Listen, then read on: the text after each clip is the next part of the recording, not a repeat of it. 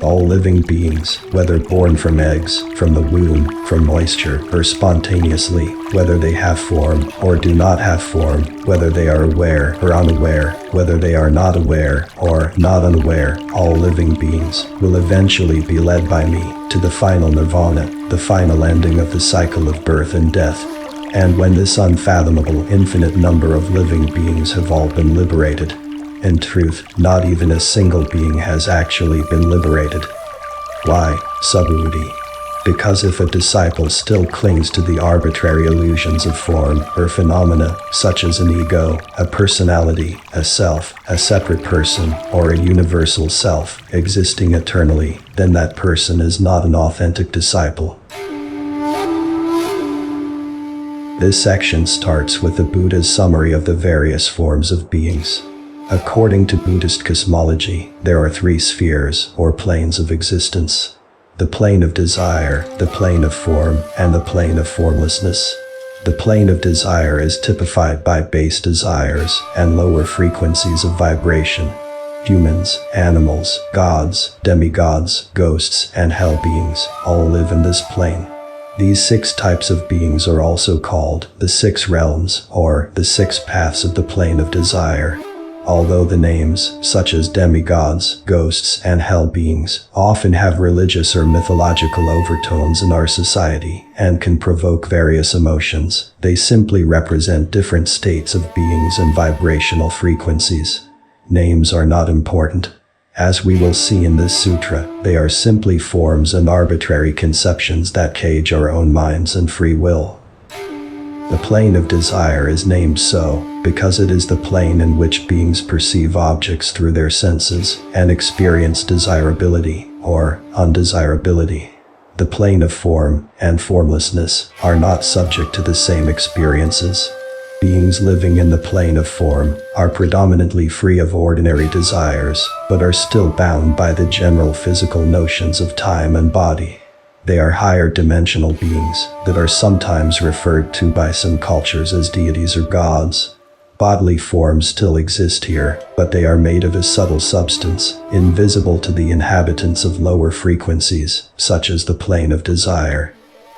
The plane of formlessness is a non-corporeal realm and would have no place in purely physical cosmology, as none of the beings inhabiting it has either shape or location. This plane operates only by thought and spirit. But since thoughts remain, it does not mean that they have abandoned all desires. Those born from eggs, from the womb, from moisture, or spontaneously, are life forms from the plane of desire. The first 2 forms are easier to understand. Those that are born from eggs are oviparous, such as birds. The viparous beings such as humans are born from the womb. Moisture-born creatures refer to bacteria, viruses, and the like. Finally, if a sentient being is born spontaneously, by transformation, it means that he is born by the energy of karma. Some higher dimensional beings in the plane of desire are born this way. Aware, unaware, not aware, and not unaware are more detailed classifications of the plane of formlessness. Aware means having thought. Unaware means thought is ceased, but not lifeless like a stone. Not aware and not unaware is the state of life in which thought is ceased, but may be reactivated at any time. Although these beings in the 3 planes have different forms, they are all in the cycle of birth and death, and they are not completely free. However, they all have the same Buddha nature that is free and immortal.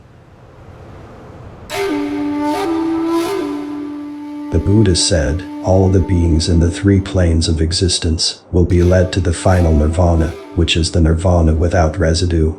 The state of an arahant is generally referred to as nirvana with residue.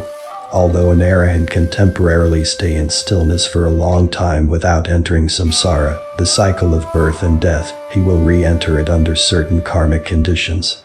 So arahant's nirvana is not complete.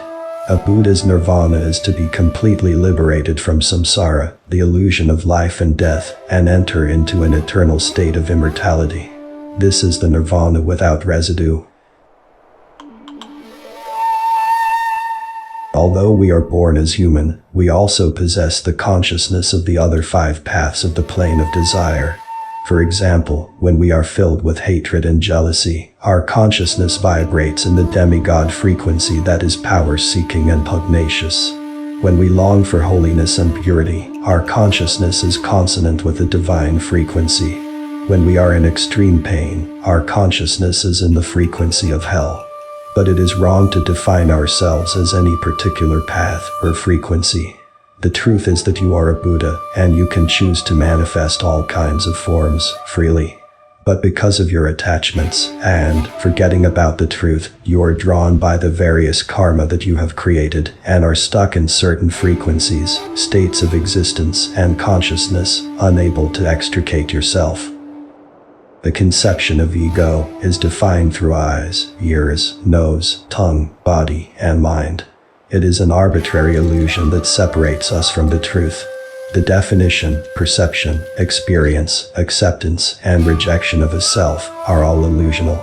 Other arbitrary conceptions, such as other people, universal self, and the longevity of self, are all based on the concept of ego and self, and are also illusional.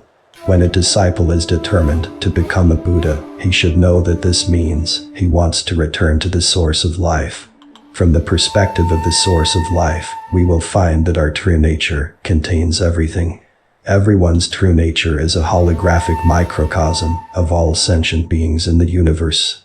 Therefore, when a person makes a vow to achieve Buddhahood, it also means that he is making a vow to enlighten all sentient beings in the universe. Many of us may think, it is already difficult enough to enlighten one being, wouldn't it take forever to enlighten all sentient beings? If you think this way, you are already attached to the form of self, a separate person, other people, or a universal self. In reality, there is no separation between me and you and other sentient beings. The separation is a collective illusion, and attachment to the ego is the central pillar supporting this illusion. In emptiness, there are no disciples and no sentient beings. Buddha's teaching and sentient beings are like medicine and patients in a dream. There is no medicine once we wake up, and there are no patients either. All sentient beings are equal and have the same consummate emptiness as the Buddha. Different forms are just manifestations of the vacuum. Therefore, a determined disciple should not attach to forms and discriminate when teaching Buddha Dharma. Otherwise, he will not be able to obtain the ultimate enlightenment from the conditioned existence in this world. Thank you for watching. If you enjoy the video, please hit the like button. And if you are new, hit subscribe and the bell next to it for future notifications.